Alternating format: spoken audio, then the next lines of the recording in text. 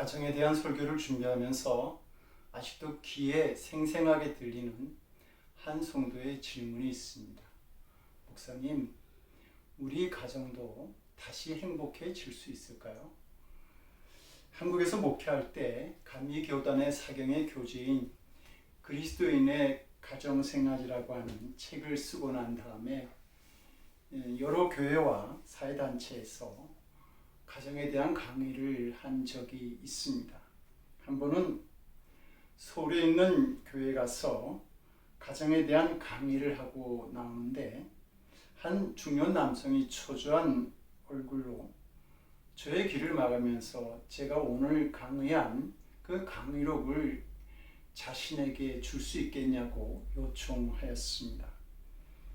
많은 강의를 하고 다녔지만 강의록을 달라고 하는 일은 처음 있는 일이라 무슨 일이 있냐고 물어 그 사연을 듣게 되었습니다.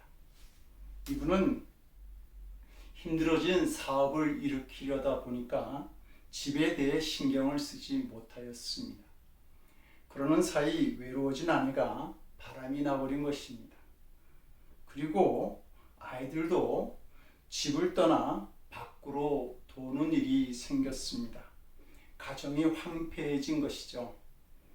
그분은 다시 가정을 예전처럼 세울 수만 있다면 무슨 일이든지 할 수 있다고, 회사조차 포기할 수 있다고 그렇게 말하였습니다. 그러면서 우리 가정이 다시 행복할 수 있겠냐고 그렇게 저에게 물어보았습니다.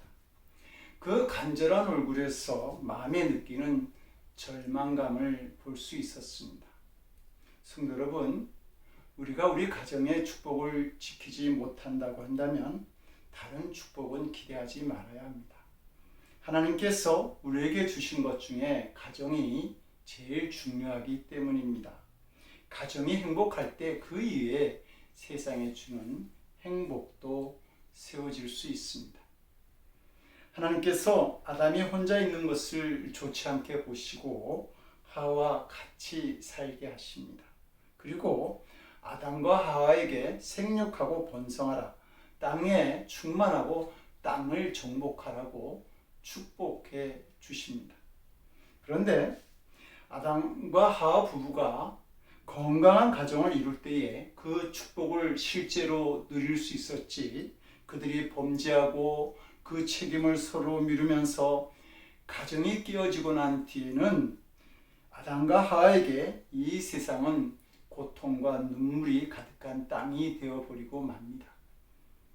가정은 이렇게 중요합니다. 그래서 사도행전 16장 31절에서 사도 바울은 빌립보 감옥의 간수에게 아주 분명한 어조로 이렇게 말합니다. 주 예수를 믿으라. 그리하면 너와 내 집이 구원을 받으리라. 성도 여러분, 구원의 문제는 개인의 영혼뿐만 아니라 가정도 포함된다고 하는 사실을 알아야 합니다. 이스라엘 백성들이 애국을 탈출하게 될 때에 하나님은 모세에게 그 마지막 날에 어린 양을 잡아 그 피를 그들의 집 문에 바르라고 명령하십니다. 그리고 그 밤에 주의 천사들이 온 애굽의 집집마다 방문해서 장자와 처음 난 것을 다 죽이는 심판을 하게 될 터인데, 그 양의 피가 발라진 집은 천사들이 넘어가겠다고 약속해 주셨습니다. 이것이 바로 유월절의 유래입니다. 양피가 발라진 집은 하나님께서 지키시는 가정이 되었던 겁니다. 오늘날 양의 피를 바른다라고 하는 말은 어린 양 대신 예수님의 보혈이 가정을 드나드는 집 문에 칠해져 있다라고 하는 말입니다. 우리가 예수 그리스도를 나 개인뿐만이 아니라 가정의 구주로 영접하는 것을 뜻하는 것이죠. 그때 하나님께서도 그 가정을 지킬 수 있고 하나님께서 주시는 복이 가정에 임하게 되는 것입니다. 오늘 우리 가정에 이것보다 중요한 것은 없습니다.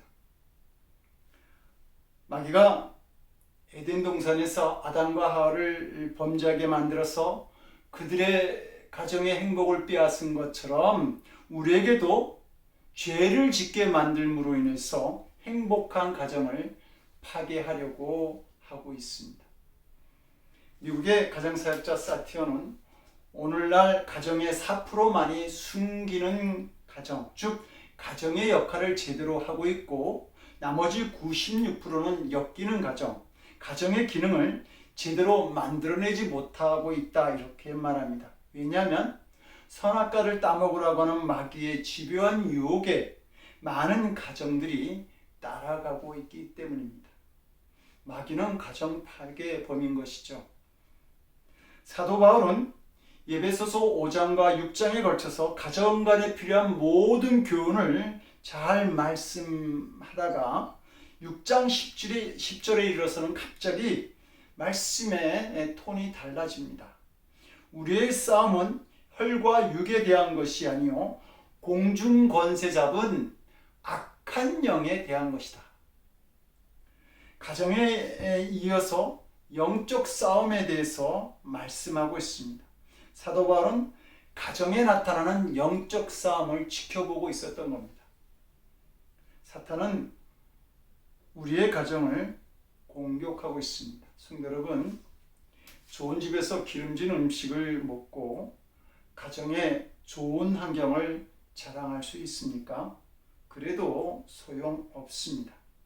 사탄은 우리의 마음을 타고 들어와서 우리의 내부에서 가정을 무너뜨리고 있기 때문입니다. 그러므로 악한 마귀와 싸우는 우리의 영이 강건해질 수 있어야 됩니다. 충만해야 됩니다. 그래야 마귀를 이길 수 있고 가정을 지킬 수 있는 겁니다. 하나님은 우리 가정도 구원받기를 원하십니다. 가정이 구원받을 때에 에덴의 기쁨도 회복되고 참된 행복도 다시 찾아오기 때문입니다. 성도 여러분, 가정을 지키기 위해서 노력할 수 있어야 합니다. 디모데후서 5장 8절은 누구든지 자기 친족, 특히 자기 가족을 돌보지 아니하면 믿음을 배반한 자요 불신자보다 더 악한 자니라 이렇게 가르치고 있습니다.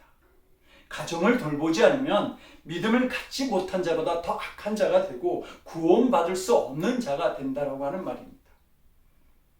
모세는 자기 동족들이 금송아지를 섬김으로 인해 하나님으로부터 버림받을 위기에 처하였을 때에 동족들이 구원을 받을 수만 있다면 자신은 하나님의 생명책에서 이름이 지워져도 좋겠다고 결심했을 정도입니다.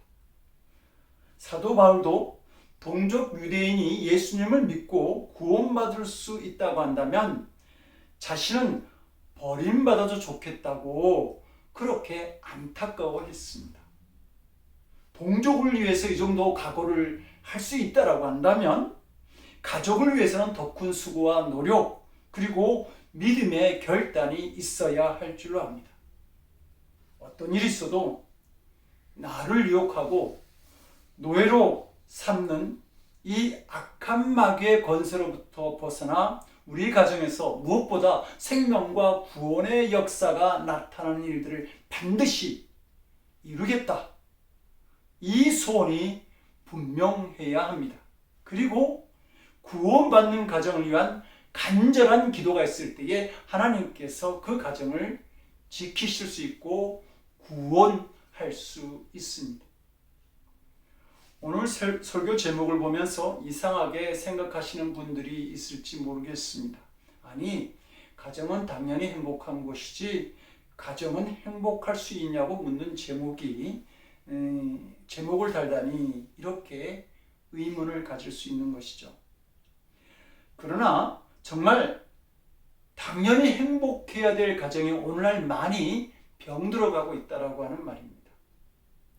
제가 가정에 대해서 공부하던 2000년대 초쯤에 지금 이 세상에 나타나는 그 가족의 형태가 100가지가 넘는다는 사실을 알게 되었습니다. 오늘날 우리가 알고 있는 전통적인 가정은 부부 또 부모와 자녀의 관계 속에서 이루어지는 가정들입니다. 그러나 오늘날 그 할머니나 또 손주들로 이루어진 가정, 아니면 자녀들만이 모여서 만드는 가정, 아니면 동성애자들이 만드는 가정, 이렇게 다양한 형태의 가정들이 나타나고 있습니다. 문제는 새롭게 나타나는 가정들이 건강하지 못하다라고 하는 말입니다. 또는 오늘날 너무나 많은 가정들이 배우자나 자녀 문제 또는 경제적인 문제로 위기에 빠져 있습니다. 겉으로는 별 문제가 없을 것 같이 보이는 평범한 가정 중에서도 사실상 위기를 겪는 가정들이 참 많이 있습니다. 그러면서 가정들이 점점 붕괴되어지고 혼돈에 빠지고 있는 것을 보게 됩니다. 가정의 소중함을 모르기 때문에 가정에 대하여 책임을 지려고 하지 않는 것입니다. 영국에 치약 때문에 깨어진 가정이 있습니다. 여자는 대범하고 부주의한 성격이었던 반면에 남자는 꼼꼼하고 실수를 별로 하지 않는 사람이었습니다. 두 사람이 치약을 사용할 때 여자는 그 치약의 중간을 꾹 짜서 쓰고 아무렇게나 그냥 놓아두는 반면에 남자는 치약의 꼬리부터 차근차근 눌러서 사용하였습니다. 그래서 종종 아내에게 왜 그렇게 치약을 쓰느냐고 잔소리를 하곤 했던 것이죠. 그러면 아내는 뭐 이깟 치약 하나가 얼마나 된다고 그렇게 잔소리하냐고 그러면서 덤벼들어 싸우곤 했습니다. 이렇게 한치에 서로 물러서지도 않고 싸우던 부부는 결국 이혼하게 되었고 아이들은 고아원에 보내지게 됩니다. 가정이 완전히 파탄이 나버린 것이죠. 서로 똑똑한 체하고 상대방의 잘잘못이나 옳고 그른 것만 따지면서 자신의 자존심만 내세우려 하면 그 가정은 불행해집니다. 그런데 안타까운 것은 많은 사람들이 가정의 소중함을 알지 못한 채 자기의 자존심만 주장하다가 가정에 고통을 안겨주고 있다고 하는 사실입니다. 그들은 가정에서만이 느낄 수 있는 기쁨을 포기하고 가정에 대한 꿈을 잃어버려 가고 있는 것이죠. 그래서 쉽게 헤어지고 또 쉽게 집을 나가버리는 것입니다. 저의 길을 막고 우리 가정이 다시 행복할 수 있을까요? 라고 물어보았던 중년 남성처럼 우리도 물어볼 수 있어야 됩니다. 우리 가정이 행복할 수 있을까요? 라고 말합니다. 오늘 본문은 그 질문에 대해서 우리에게 이렇게 대답해 줍니다. 성령 충만함을 받으라. 어떻게 가정의 행복이 성령의 역사와 관계 있는가? 이렇게 질문할 수도 있을 것입니다. 에베소서를 보게 되면 에베소서 5장 21절에서부터 6장 4절에 걸쳐서 하나님께서 가족 각자가 지켜야 될 계명들을 차분히 말씀해 주고 있습니다. 아내는 남편에게 순종하라. 남편은 아내를 사랑하라. 자녀들은 부모를 주 안에서 공경하라. 부모는 자녀를 주의 교양과 훈계로 양육하라. 그런데 성경은 이렇게 순종과 사랑 또 공경과 양육의 계명을 주시기 전에 먼저 에베소서 5장 18절에서 성령 충만함을 받으라. 그것을 먼저 이야기하고 있습니다. 그렇게 말씀하신 이유가 있습니다. 어떻게 해야 한다는 것을 안다고 할지라도 그대로 사라지는 것이 아니기 때문입니다. 성령 충만, 즉 주님의 영이 나를 주장하지 못하게 되면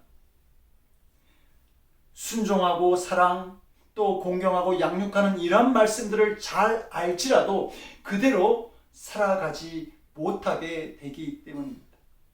그러나 성령 충만을 받으면 말씀으로 살아갈 힘이 생깁니다. 성령님은 우리의 마음을 움직이는 힘이 됩니다. 성령 충만하게 되면 우리가 가정에 대한 말씀을 지킬 수 있는 힘을 가지게 되는 것이죠.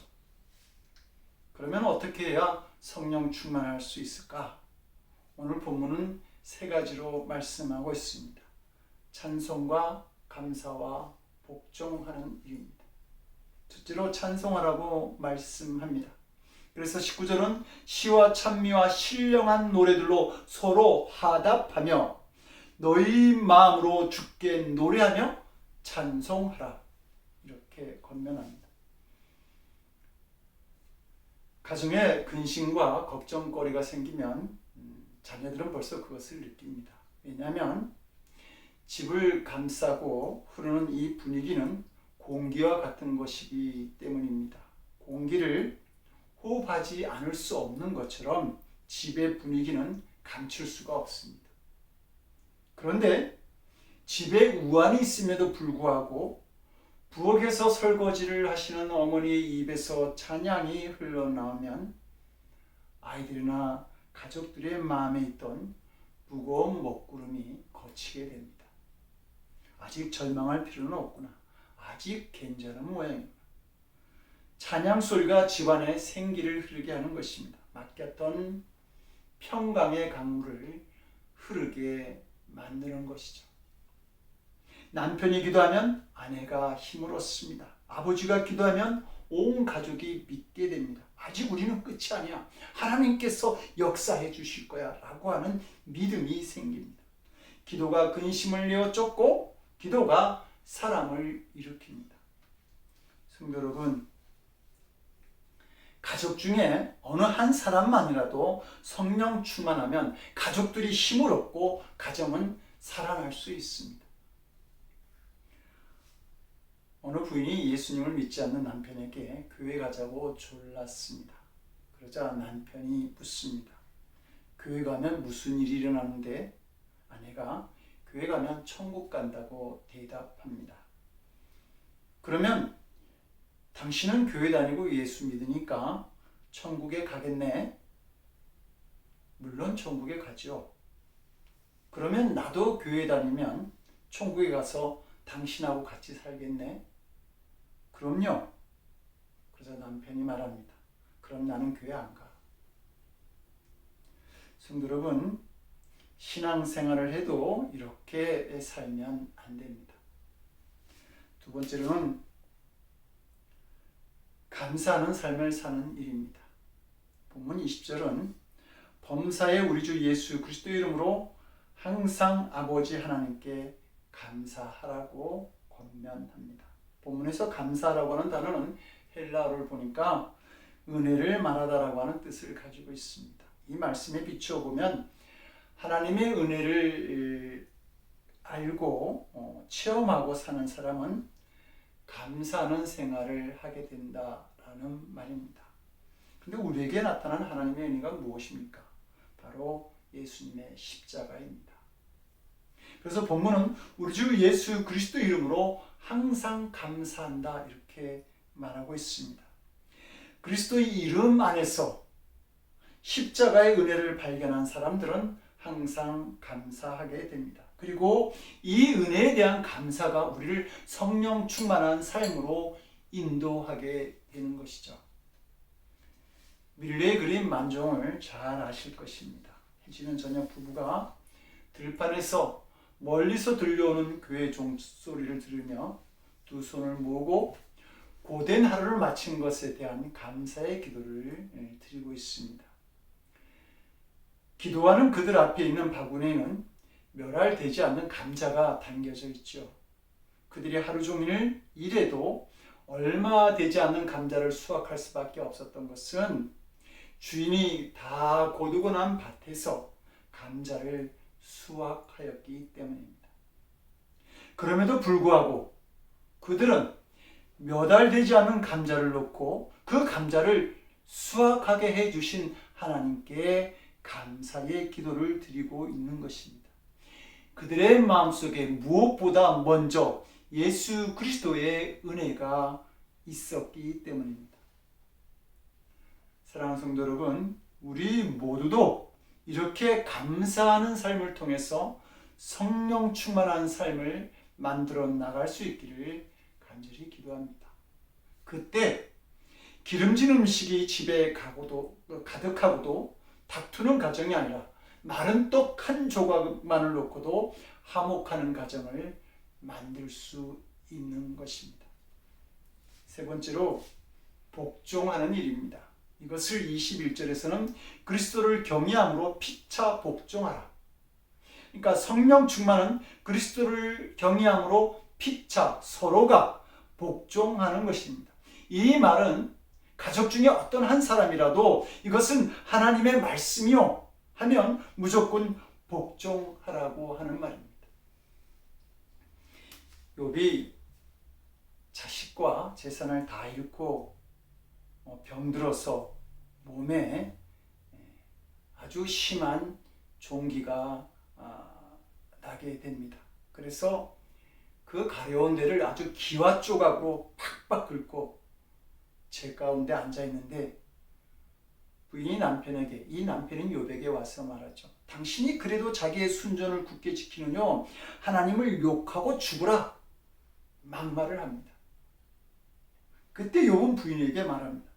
그대의 말이 어리석은 여자 중 하나의 말 같도다. 우리가 하나님께 복을 받았은즉 재앙도 받지 아니하겠느냐. 내가 모태에서 적신으로 나왔은즉, 즉 벌거벗은 몸으로 붉은 몸으로 아무것도 갖지 않은 채 나았사온즉 또한 벌거벗은 몸으로 아무것도 갖지 못한 채 적신으로 그리로 돌아가올지라. 주신 자도 여호와시오 취하신 자도 여호와시오니 여호와의 이름이 찬송받으실지니이다. 성도 여러분, 이것이 성령 충만입니다. 그의 부인이 어떻게 했겠습니까? 욥을 떠나버렸을까요? 아닙니다. 욥의 아내는 너무 낙심이 되어서 그렇게 말을 했을지 모르지만 성령 충만한 남편의 말을 듣고 잠잠히 그 시련의 때를 함께 이겨냈던 것 같습니다. 어떻게 그렇게 판단할 수 있는가 하면 하나님께서 욥의 신실함을 보시고 나중에 복을 배나 주실 적에 자식을 다시 10명을 낳게 하셨습니다. 그런데 성경은 다른 아내에 대한 언급이 없이 전보다 더 훌륭한 아들 7과 세상에서 가장 아리따운 딸 3을 낳았다고 언급하고 있기 때문입니다. 욥의 아내는 성령 충만했던 남편에게 이끌려 신앙적인 위기를 이겨낼 수 있었습니다. 성도 여러분, 부부가 정말 가정의 행복을 원한다고 한다면 아내든 남편이든 조금이라도 더 성령 충만한 사람의 의견을 듣고 따르려고 노력해야 합니다. 우리가 정말 두려워해야 할 일은 가족 모두가 성령 충만하지 못한 것입니다. 사도행전에 나오는 아나니아와 삽비라의 비극은 부부가 다 영적으로 무너졌기 때문입니다. 아나니아 삽비라 부부는 땅을 팔아서 교회에 바치자고 바치기로 약속합니다. 근데 누가 먼저 생각했는지는 모르지만 한 사람이 그 중 얼마를 감추고 나머지가 다인 것처럼 그렇게 교회에 바치자고 제의를 하게 됩니다. 그때 다른 쪽도 그 생각이 참 좋다라고 찬성함으로 인해서 성령님을 속이게 되고 둘 다 죽는 무서운 벌을 받게 됩니다. 만약 그때 한쪽이라도 그것은 성령님을 속이는 일이 되잖아요 라고 말렸다고 한다면 그렇게 성령님을 속이지는 못했을 것이고 비극적인 결과도 막을 수 있었을 것입니다. 가족끼리 살다 보면 하나님의 뜻과 반대되는 주장을 할 때가 있습니다. 주일인데 예배 드리러 가지 말자 그렇게 말할 수 있습니다. 말씀에 마음의 찔림을 받았는데도 불구하고 우리 형편에는 어쩔 수 없잖아 그렇게 말하면서 순종하지 않을 수 있습니다. 이럴 때 우리에게 필요한 것은 성령 충만한 믿음인 것입니다. 그 믿음이 가정의 행복을 지켜주게 됩니다. 하나님께서 아담과 하와 두 사람을 이끌어서 한 몸을 이루게 하셨습니다. 그랬더니 아담이 하나님보다 여자 쪽에 더 이끌려서 하나님께서 먹지 말라고 하셨던 그 선악과를 함께 먹게 됨으로 인해서 저주를 받게 되는 것을 우리는 잘 압니다. 성도 여러분, 성령 충만은 쓸데없는 고집을 버리는 것입니다. 여보 예배 드립시다. 여보 우리 정말 기쁨으로 감사를 드립시다. 여보 날 사랑해 준다고 말해줄 수 있나요? 이런 요청과 말에 대해서 난 안 돼, 못해, 쑥스럽고 어색해, 힘들어 이렇게 말하지 아니하고 같이 순종하는 것이죠. 그때 가정은 살아납니다. 하나님께서 그 가정을 행복하게 만드시는 것입니다. 하나님께서는 성령님을 통해서 우리 그리스도인의 가정을 다스리시기를 원하십니다. 어린 양의 보혈이 우리 집 문설주에 발라져 있기를 원하시는 것입니다. 성령 충만을 통해 주님이 다스리시고 인도하시는 복된 성도들의 가정이 될 수 있기를 주님의 이름으로 간절히 축원드립니다. 기도하시겠습니다. 우리에게 가정을 허락하신 하나님, 우리의 가정이 주의 영이 가득한 가정이 되기를 원합니다. 우리의 가정이 구원받는 가정이 되기를 원합니다. 주님의 인도하심 속에 임하는 행복이 가득한 그러한 가정이 되기를 원합니다. 주님, 우리가 이러한 가정을 만들 수 있도록 우리에게 지혜를 또 우리에게 하나님의 인도하심을 함께 허락하여 주시옵소서. 이제는 이 땅에 오셔서 첫 기적을 가나의 혼인잔치에서 행하심으로 가정을 축복하셨던 우리 주 예수 그리스도의 은혜와 에덴의 동산에서 아담과 하와를 만나게 하심으로 가정을 시작하게 하신 아버지 하나님의 극진하신 사랑하신가, 오늘날 자기에게 딱 맞는 돕는 배필을 만나게 하심으로 행복한 가정을 이루게 하신 성령님의 감화감동 우리 안에 교통하시고 역사하시는 놀라우신 은총이 성령 충만한 믿음을 통해서 행복한 가정을 이루기를 원하는 성도들의 머리 위에 저들의 삶과 가정과 일터와 저들이 드리는 기도 위에 그리고 주님의 복음을 위해서 함께 기도하는 선교지 위에 지금으로부터 영원토록 함께 하옵시기를 간절히 축원드리옵나이다.